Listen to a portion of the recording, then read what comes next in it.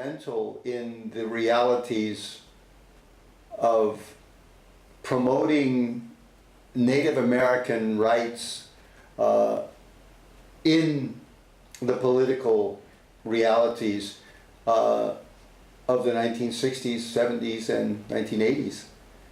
Oakes was instrumental in bringing forward the idea of Native Americans being active in political structures, and would have been proud, certainly, of the Dakota movement by Native Americans to stop the proliferation of a pipeline, an oil pipeline, transversing their territory and under a river, being placed under a river which potentially will destroy the water sources to their communities. Let's begin now with the realities of Native Americans who have been struggling against white supremacy since American settlers in 1520 landed on the shores of the United States, what is now the United States. Then it was Native American territories. Let us not forget the fact that there was no United States when European settlers landed. It was Native American territory. The Native Americans had been here for more than 10,000 years, likely. They crossed the Bering Strait, coming out of migrations, leading them over tens of thousands of years, perhaps much longer, through different sections out of Africa, finally crossing the Bering Strait and coming through Alaska, through what is now Canada, into the United States, and then further through Central America into South America. It's common knowledge. But what's not common knowledge, and what we should look at today, is there was no America when the settlers from Europe landed with their ships. The complaints that Native Americans, Richard Oakes would be the first to state that if he were sitting in my position today, the first statements that the Native Americans would have made to the settlers is, what the fuck are you doing here? How did you get here? Why are you acting this way? The realities of Native Americans were most certainly badly impressed by the actions of the settler communities. If they were Puritans, Puritans are not liberals. Puritans are not were not accepting of others. The idea that Puritans were great people and loving and accepting, they weren't Quakers. They weren't accepting social workers. They were rigid in their belief systems and believed in predestination, that individuals were predestined by God and placed on this earth because they would reap the rewards of heaven when they died. They were predestined to be with God. That is something that the descendants of Puritans still consider, the ruling elites in the United States, who trace their heritage back to Plymouth colonies or to the founding fathers certainly believe that they haven't inherited the earth and that their kin will continue to inherit the earth. That's what our program is about today on the 75th anniversary of Richard Oakes. His birth 75 years ago today. Let's take a look basically then at what we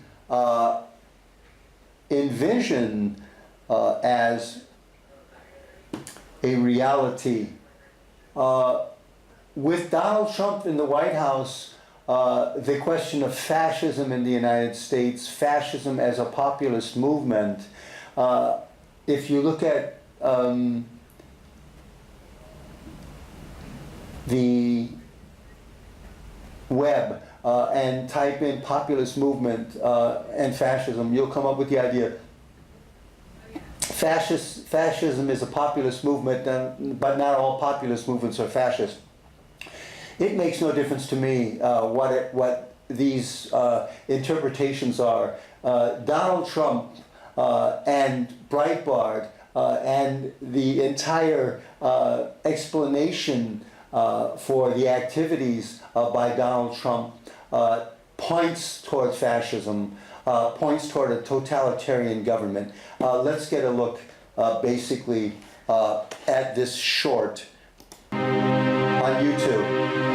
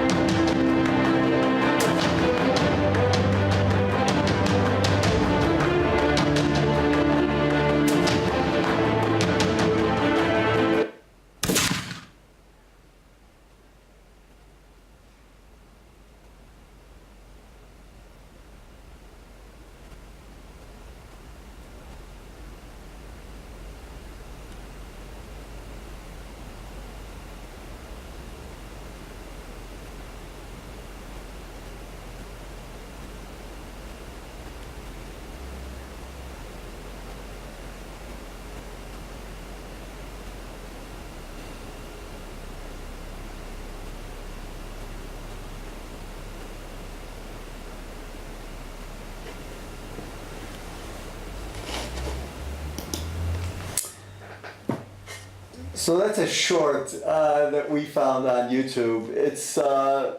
It's made basically by individuals perhaps to show that the Trump administration, the Trump doctrine, the Trump reality will not lead us in a way of incorporating and understanding values of sharing and working together, that the Trump doctrine is one of restriction, of elimination, of domination, of building walls, of enforcing supremacy, white supremacy on the nation, and doing that as quickly as possible.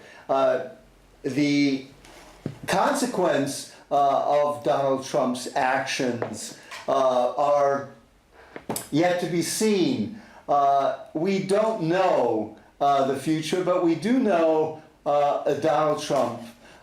This is the gentleman we're speaking about, Donald Trump's revolution. Voters rebuke Americans' political establishment. That's basically what this has shown to be the case, that Donald Trump is interested in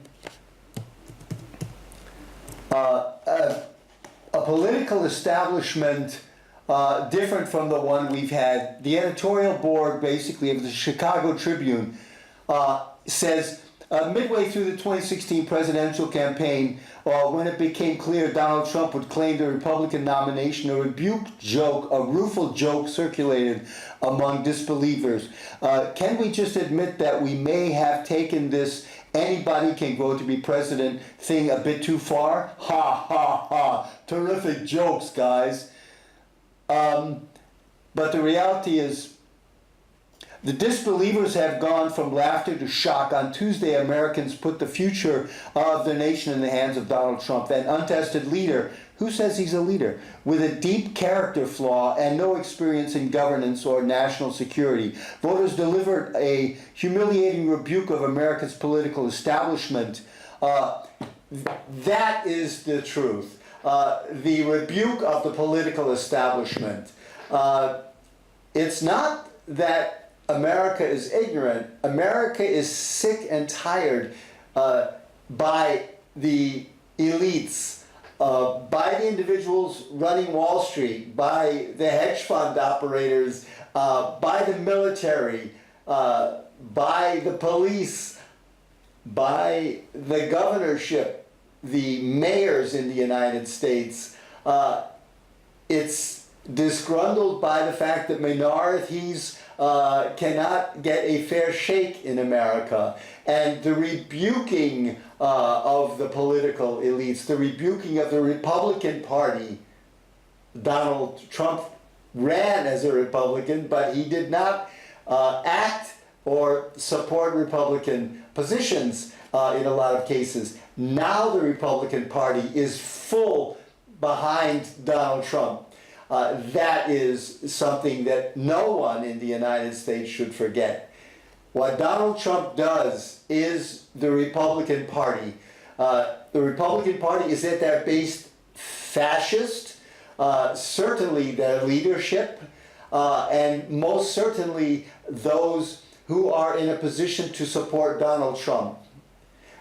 These individuals are populist and supporting fascist decisions.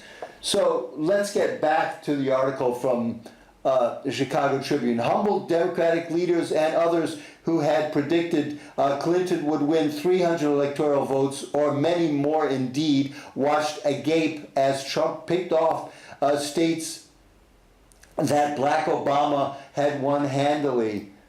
So what?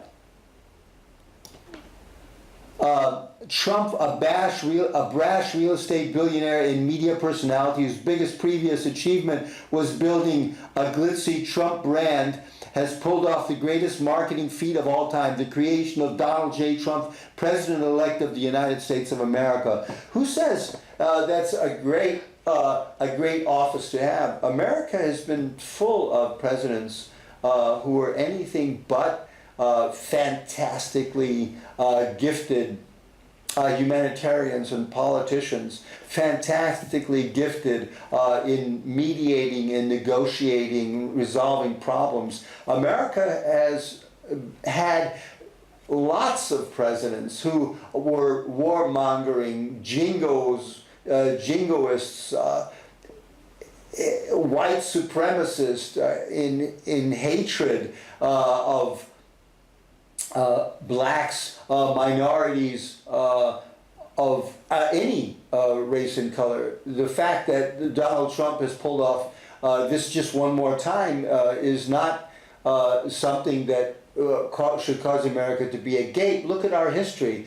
Look at our future, which is basically something we should get a look at right now.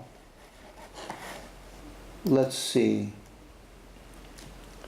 Let's see if we can get the future of America focused right here. Can Trumpism last without minority voters? That is the next question that they ask. The National Republican Congressional Committee, doesn't he look fantastic?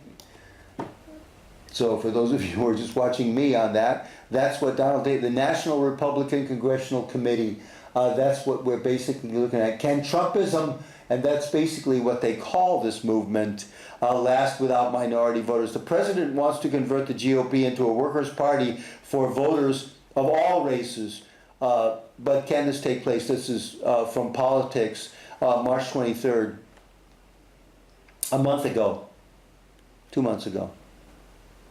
Compared with the ongoing firestorm over Russia and impending showdown over healthcare, Donald Trump's meeting with Congressional Black Caucus leaders Wednesday might seem peripheral to a presidency careening through constant turmoil, but the session, which aired but didn't resolve differences about the federal budget and other domestic, captured a critical test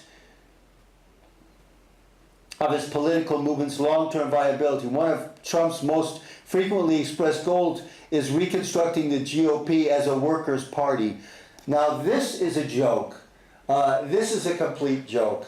Donald Trump, who has taken advantage of workers in every possible category, paying them under scale, not paying their wages,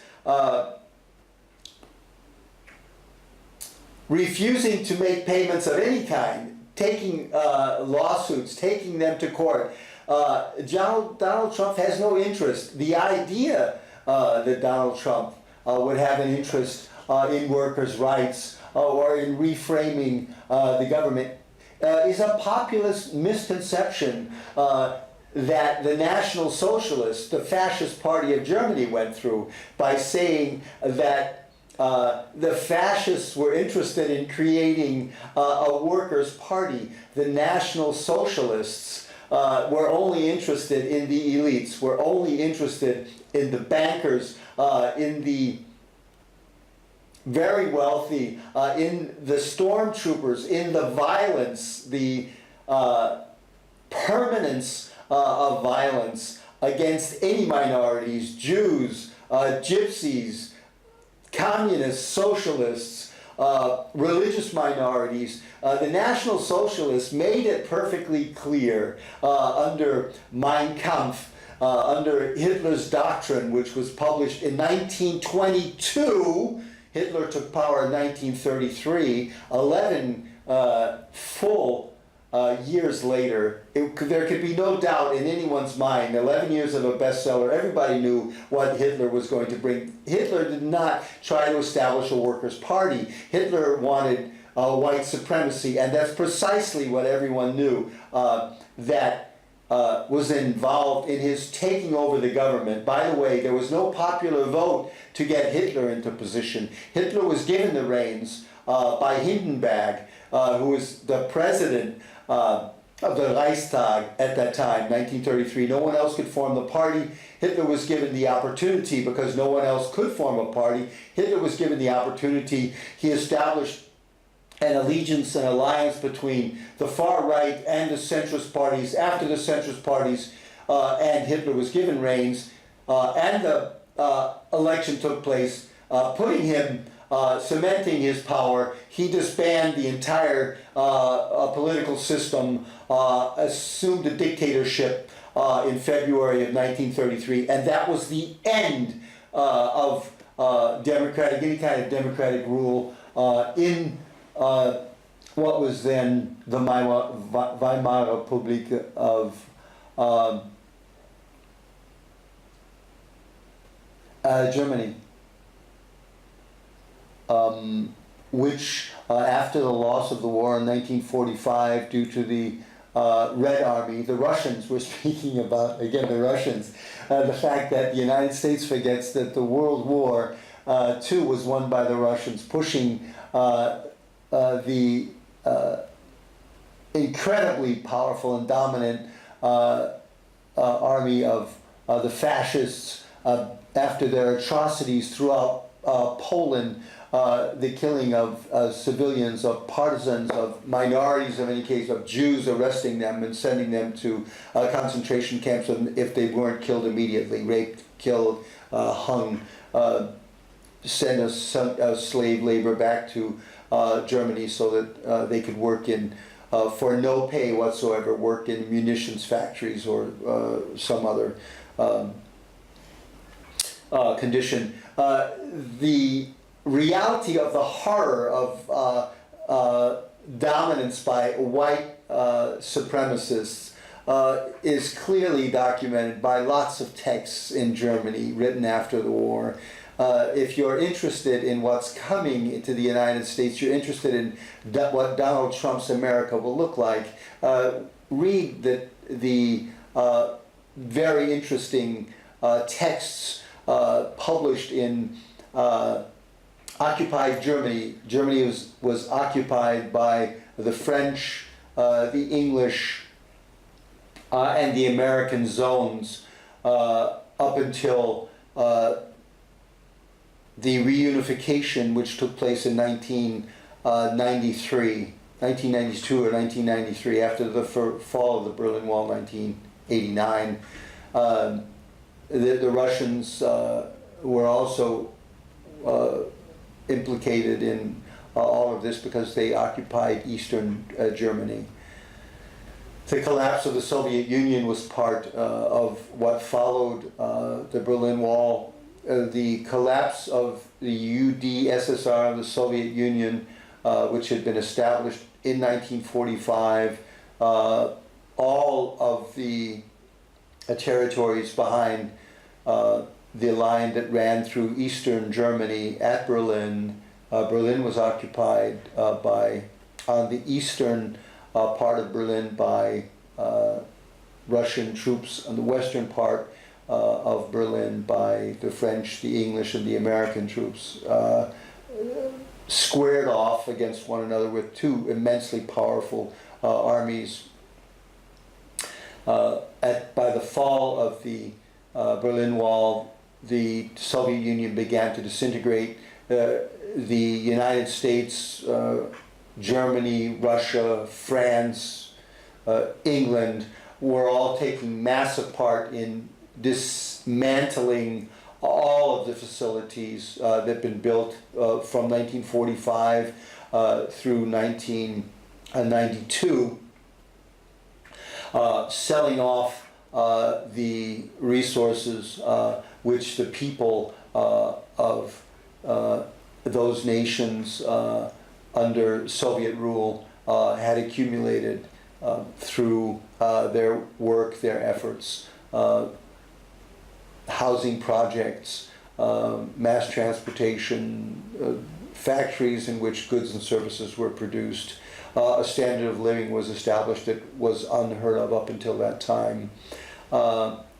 So the history of selling off resources is similar to what Donald Trump is doing now. Selling off land, selling off rights, selling off forests, selling off exploitation rights to resources, letting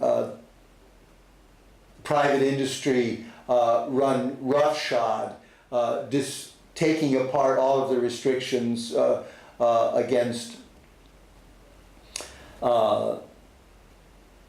making fortunes at the cost of the general public. All of these things have been done by the American economists and financiers over the Russian resources, as they have done by every other nation that they have gotten the control of, by Iraq, in Afghanistan, in Syria, if they can get that, in Iran, if they are capable of Donald Trump going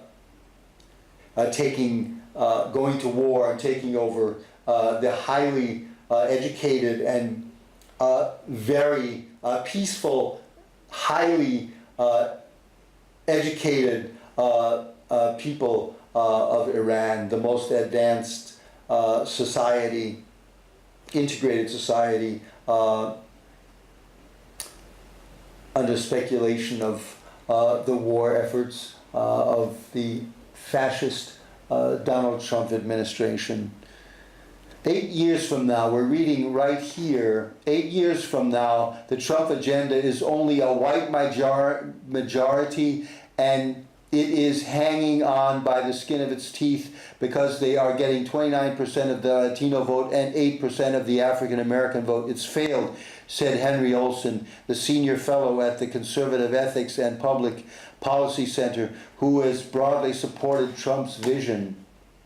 This is all just speculation of the future. We don't know what the future will be. Even Stephen Bannon, President Trump's senior strategist, has implicitly accepted that conclusion. In the revealing of the post-election interview with the Hollywood Reporter, Bannon puts minorities center stage in his long-term goals. If we deliver, Bannon said, we'll get 60% of the white vote and 40% of the black and Hispanic vote, and we'll govern for 50 years.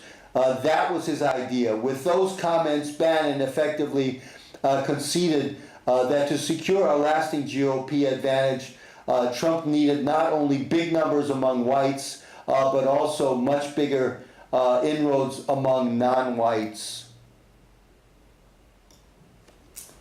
This is the text we've just been reading. Thank you for looking at my hat for the last 5 minutes. The force of democratic change largely explains why. Trump last November carried a crushing 2/3 of the white voters without a college education, exactly as much as Ronald Reagan in his 1984. Now that's interesting, 1984, landslide, and more than any Republican in between. While white Reagan dominance among blue-collar whites won him nearly 59% of the popular vote. It brought Trump just 46%.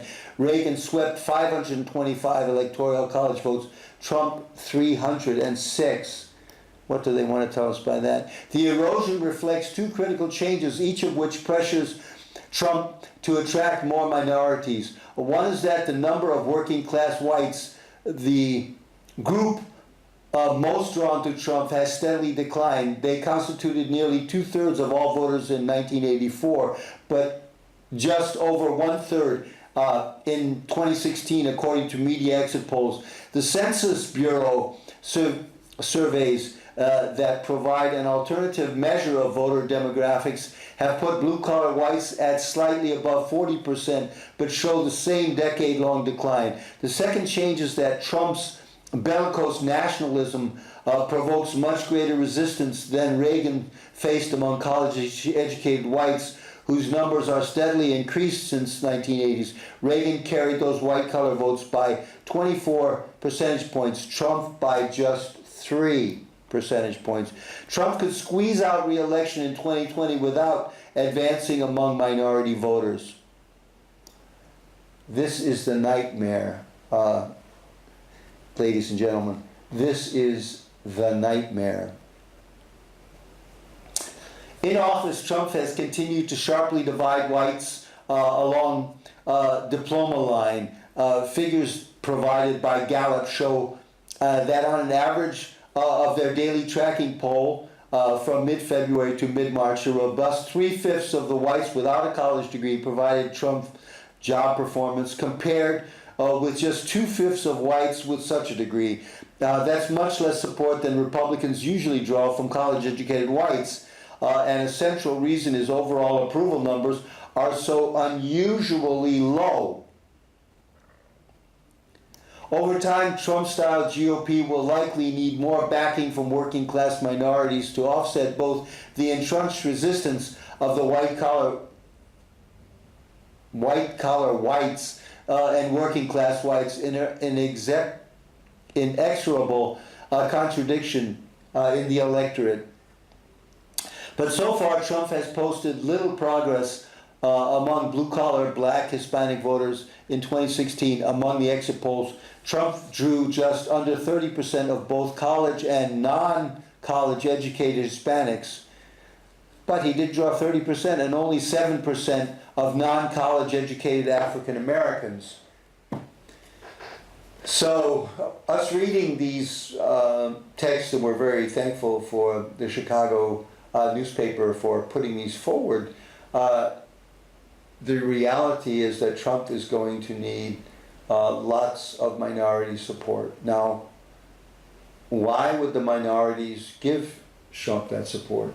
They would give him that support if he could continue to lie and put up his alternative reality, alternative facts. And you can be certain that Bannon will be in charge of steamrolling the press, of frightening them, of intimidating them, of discounting them, and of building forward NPR. We would like to say something about NPR, which is important perhaps. NPR is one of the primary culprits in the winning, the Clintons winning the nomination against Bernie Sanders. I can remember very clearly a few days before the election, the reality that Bernie Sanders had controlled 46% of the caucus and primary votes. 46% went to Bernie Sanders. This was not mentioned at any time by NPR. It was not mentioned at any time by NPR. The vast crowds that Bernie Sanders was drawing from millennials, from working class, from the educated. The idea was that Bernie Sanders was not going to get the nomination. This was NPR's conclusion. Bernie Sanders was not going to get the nomination. Hillary Clinton was going to get the nomination, so it made no sense to even mention Bernie Sanders. NPR, and particularly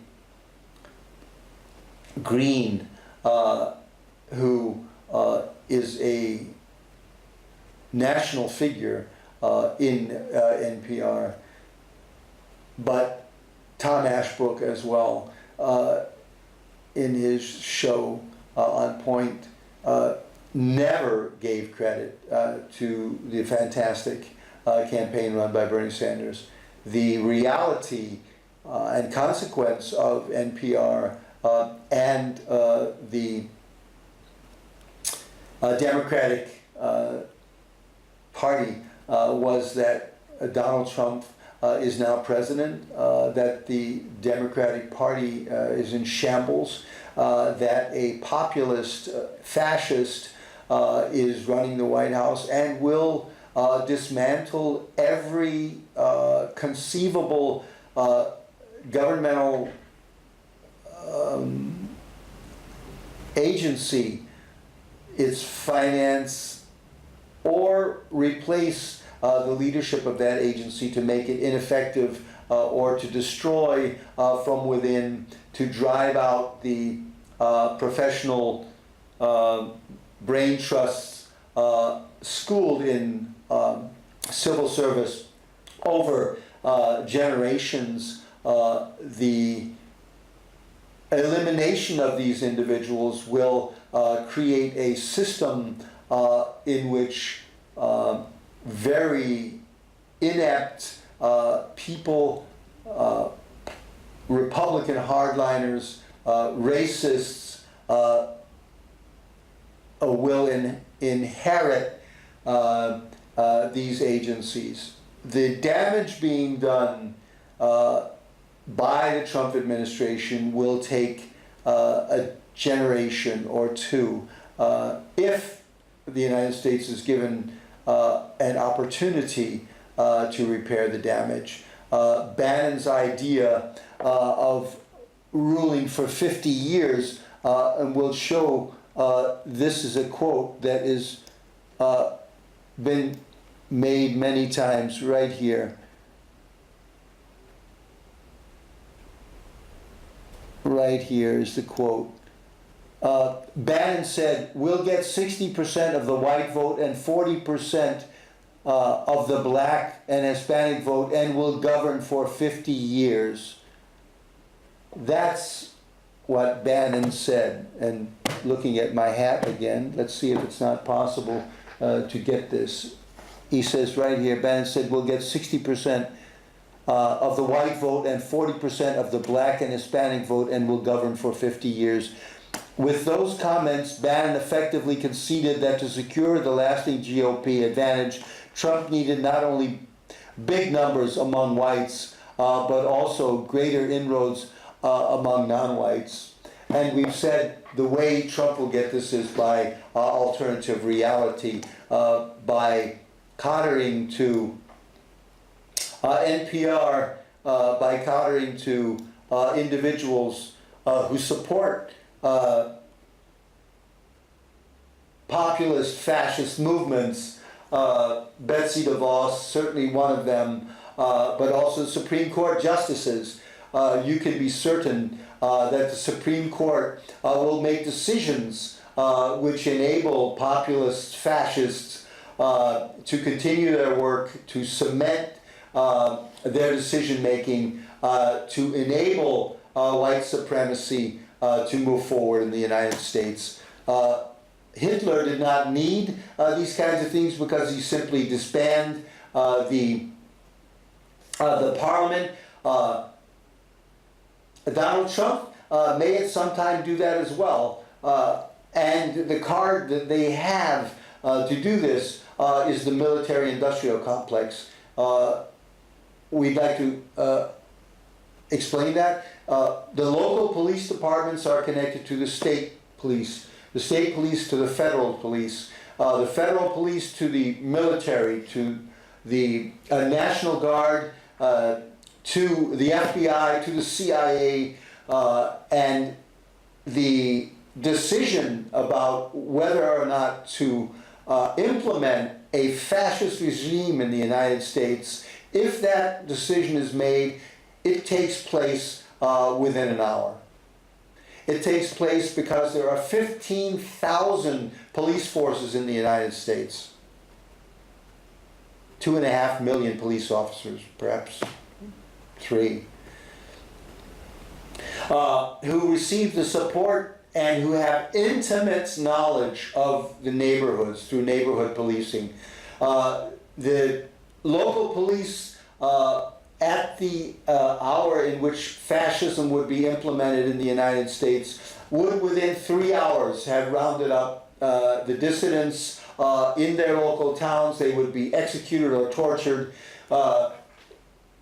and that would be the end of the resistance. There would probably be some meetings that were scheduled that took place spontaneously. We remember at the time in which the Tsarnaev brothers were being sought here in Cambridge, the police simply came out and said, remain at home. And the entire population of Cambridge, where the elite universities, MIT and Harvard are located, everyone remained at home. The police said, remain at home, and everyone remained at home. In Boston, it was the same thing. The police say to do something, everyone does it. The police say you no longer have the right to vote. Everyone would say, well, that's too bad. The police are the fundamental respect gained body in the United States. They have an approval rating of much over 90%. Everyone thinks the police are terrific. Although the police kill 1,000 blacks every year, murder them, there's no hearings about these things. We recently, in hearings, white police officers who kill blacks are held accountable because there's a discussion about them. And then there may be a grand jury, but the grand jury says it was perfectly all right. This most recent incident where a female police officer killed a black completely unarmed, walking away from her. She killed this individual because she said She was afraid he would get a weapon and come after her. Not that he had a weapon and he was pointing it at her. She was afraid he would get a weapon and come after her. Now, why would he get a weapon if she simply asked him to hold up his hands, which he did, but then he walked away from her. Because he walked away from her, she fired several shots and killed him instantly. Now, the Supreme Court has come up with a criteria for whether or not killing an unarmed black or minority, an unarmed black, is legal. It's legal only if the police officer has a suspicion or the feeling that his life is in danger. So her feeling, the individual who killed this black, her feeling was her life was in danger because this individual was walking away from her completely unarmed, who she had stopped for the violation of a traffic infraction. She had the feeling that somewhere down the road he was going to come after her. Where she is embedded, this white police officer is embedded in a police force who controls everything that goes on in a town, who has intimate knowledge about where this individual lived because he was driving a car, because she had probably seen his driver's license, because she had probably called for backup. All of these things, because he was on camera, on the dashboard camera. All of these things indicate that white police force in the United States are deeply racist, that they are carrying out a deeply racist agenda, and that they have no qualm whatsoever about implementing this deeply racist agenda against anyone else who supports minorities. Well, why would that be? Well, look at fascism in Germany. The German fascists killed people who were white. The Jews were white. The minorities, the Christian Scientists were white. Socialists were white. Communists were white. They were all, many of them were educated. Many of them were highly educated. The children, it made no difference to the white, racist German fascists. Why would it make a difference to Donald Trump's fascists, to populists of the future? It would make no difference, because the alternative reality of Bannon, of Trump, in their efforts to secure support, will drive them into saying things and conducting business and their alternative realities to get the support of the white nation, white supremacist nation. Thanks for listening to that. Let's get a look at the rest of the Chicago article. Most popular, My Family's Slave. Why American workers now dress so casually. These are really important. How people decide whether to have children. What defenders of Trump's right to fire Comey are missing. David Frum. Continue reading. The Poison Generation, Casey Billison was fighting against the world. Who is that? Trump isn't the president Israel was hoping for. Look at this. This is very interesting. You have to see this. Can we get this picture here? Look at this. Anyone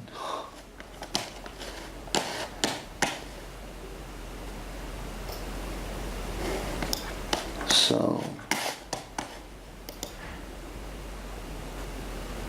let's get a look at these. Let's get a look at this hand movement. Look at this individual. So they're not going to let me do this, right? Let's give it one more try. This is the hand movement that we're looking at, this one right here. This is Donald Trump is with Netanyahu here, but this is the hand movement that's important. They understand one another beautifully.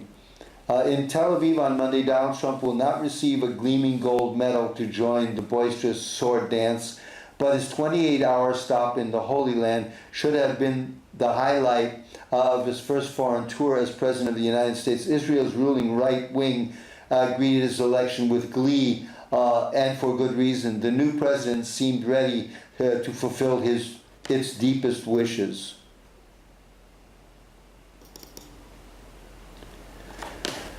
Well, that's what is said about Donald Trump today in the Holy Land. But the last few minutes of our program today it's important for us to say something about local politics. It's important to say something about MIT, the university, technical university right down the street, and Harvard University at the opposite end of Mass Avenue. At one end, close to the Charles River, is MIT, and at the other end, close to the Charles River, at another point in the river, is Harvard.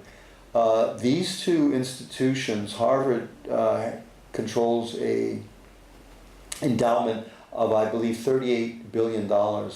MIT just made a decision to finance for $750 million a project here in downtown Cambridge, just off of their campus.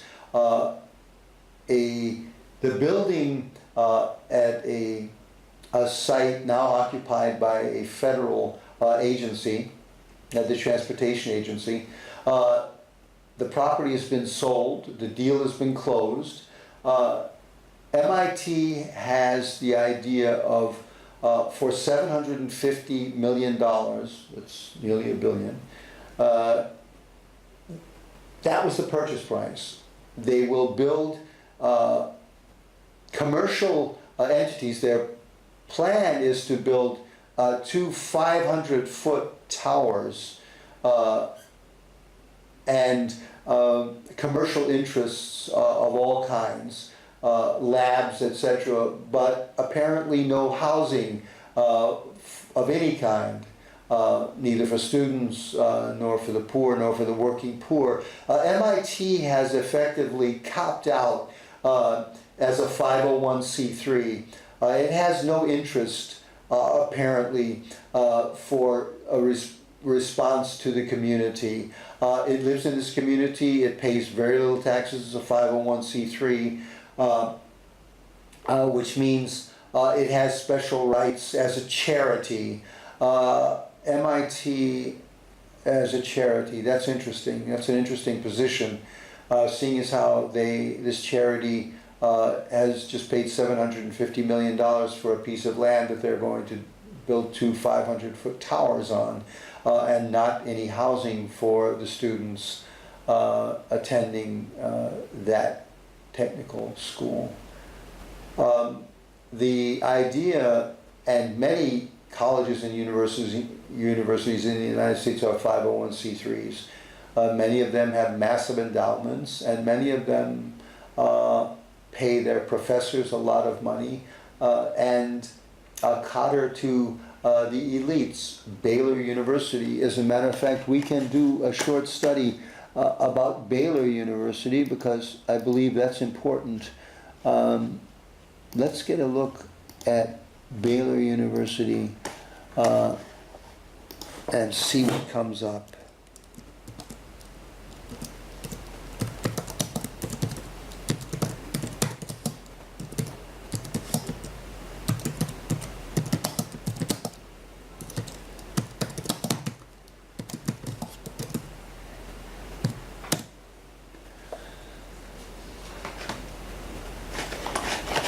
So let's get a look.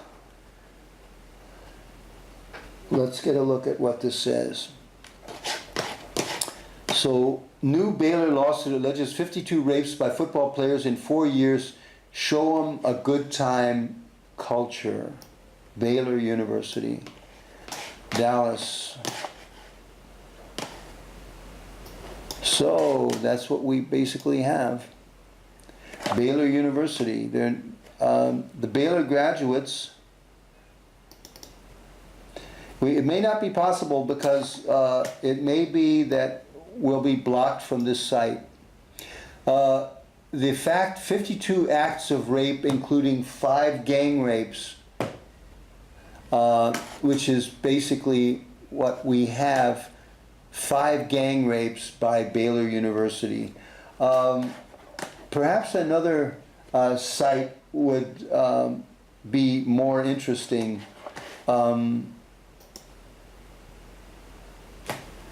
But I believe that the Dallas newspaper that reported on this would not allow us to access this to be able to give a full account. The reality of NCAA, the reality of major universities performing absolutely despicably is again the reality.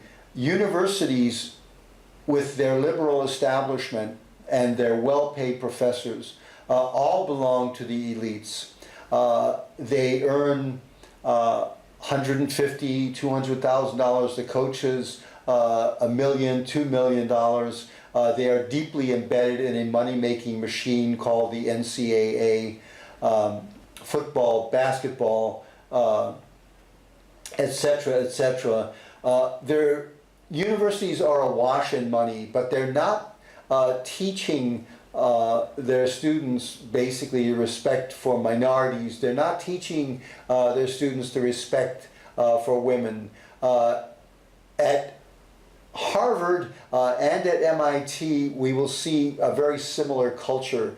The suicide of Aaron Swartz, driven to suicide after his arrest in an effort as a web activist to try to make documents which were under the privy of MIT publishing, make them public so that the other scientists could have access to the data that MIT was exclusively holding of their own because of professors and students having written papers of a technical nature. Aaron Swartz committed suicide, being driven to that through the 35 indictment counts by a district attorney here in Massachusetts. The realities that we have in the United States all point to the fact that Donald Trump has massive support, if secretly massive support, by large portions of the university community in America. Why is this the case? It's the case because they have no interest in following the suggestion by Bernie Sanders, the suggestion that public education should be free. They see university presidents, boards of directors, the alumni see no interest whatsoever in having public universities or private universities have to answer to anyone but their own sense of entitlement. This is the problem that we have today. It's not simply a problem of Donald Trump, of Steve Bannon, of the cabinet brought forward by the populist, fascist Donald Trump. That's the message that we have in today's program, What We Should Know, coming to you from Cambridge Community Television. We understand that this message may not resound positively with many, but the reality is that Trump is putting forth, plans to put forth an alternative reality, plans to have the elites continue to run this nation while attempting to cobble together a coalition of blue-collar minorities, etc., which will elect him in 2020. Probably the Democratic Party will be able to support Trump in this, as they supported him by calling forth Hillary Clinton and by setting up a situation so that the Democratic Party is led by populists and reactionaries interested in serving those who finance their campaign, rather than stepping down from their positions now that they have a permanent a source of income and health care. If the Senate and House were to simply allow the same healthcare system which they enjoy now to the rest of America, we would have a single-payer universal healthcare. But no, the Senate and the House wants healthcare, but they don't want us to have it. This is particularly true of the Republican Party. That's the message from What We Should Know. Thank you for joining us, and all the best.